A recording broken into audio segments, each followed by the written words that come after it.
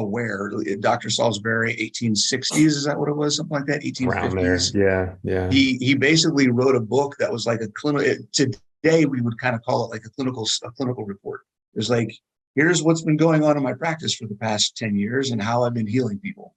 And Yeah. these are the symptoms, these are the problems, and here's how I'm doing it. And the solution in most of the cases was eat stewed beef. Yeah. Yeah. And that was it. It's like, okay, Yeah. Yeah. And don't eat anything else. And like, right, yeah. And that's what the Salisbury steak is from. I always thought that that was like a place name, like Salisbury, England, right, you know? yep, But yep. yeah, no, it was named after him. And the reason it was special, what made it different from just ground beef or mince was that he ground it in a specific way that you could filter out like all the gristle.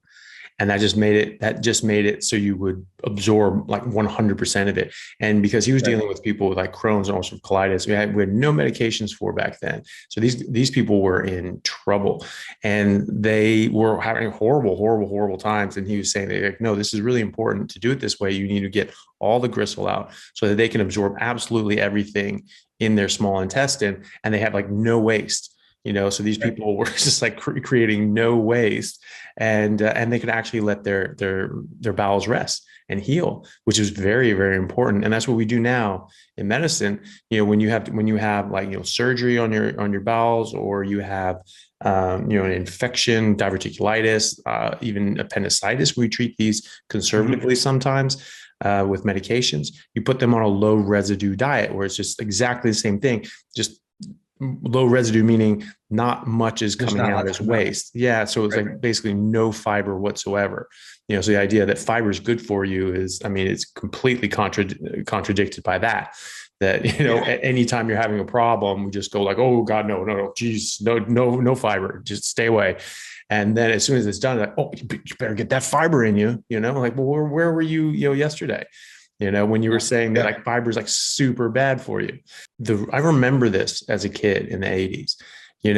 They said explicitly, multiple times, like you should eat fiber for a couple reasons. One, because you can't digest it. You can't get any nutrition from it, but it's bulky. And so it will stretch out your stretch receptors and make your brain think that you're full. So you'll trick your body into thinking that you've eaten something. I'm like, your body's not that dumb. It's certainly not as dumb as you are. And so, or the second one was that, well, because everyone was getting constipated after they stopped eating enough fat. And they're like, well, what's going on? Like, no one ever had this problem before. I'm sure they did have the problem, but not in the numbers. And then all of a sudden everyone's getting constipated. And they're like, well, what you should do? Fiber is a good idea. And then and there was all this theories about, peristalsis and things like that, but that was never a thing, before like the 1980s. And so these were just sort of thrown out there. But the whole point was, you can't break it down. You can't digest it. You can't get energy or nutrition from it. I owned a CrossFit gym. I was doing on average 3 workouts a week and feeling like I got run over by a truck all the time. And I was paleo Whole30, so I wasn't eating processed foods. At the time, I had already stopped drinking alcohol. So I was just doing meat and plants.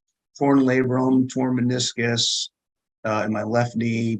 The labrums in both of my shoulders are torn. I have herniated disc in my neck. And at the time, I had a current groin pull. I was recovering from a hamstring pull, and I had previously in the past year and a half torn both my calves. So I was a mess. Yeah. I was a mess. Everything hurt all the time. Within 3, 4, 6 months of doing this, 3 months is where I really started seeing my performance come back after initially dipping down. My metabolic conditioning went up. I started feeling better in my workouts, feeling like after workout, hey, maybe I could do more. Then my strength PRs, my strength numbers started climbing. I was doing more, lifting more. And then the really cool thing is all of those aches and pains that I had started going away. The things that I had been limited on being able to do because of my knee, my shoulders, and my neck all went away. I started doing things in the gym that I never thought I would be able to do. Then after that, then it was the increase in volume. So I went from 3 days a week to 5 or 6 days a week, and I didn't feel like I got run over by a truck. So the recovery was better. My ability to perform was better. Like literally every single thing that I could think of that I was complaining about in my life about my physical performance completely went away. And this is the crazy part about it. This is where the nutrition piece really kicks in, because the other reason that I wanted to do carnivore was because I was sick and tired of having to get fat to get strong and having to get skinny to get, or having to get weak to get lean.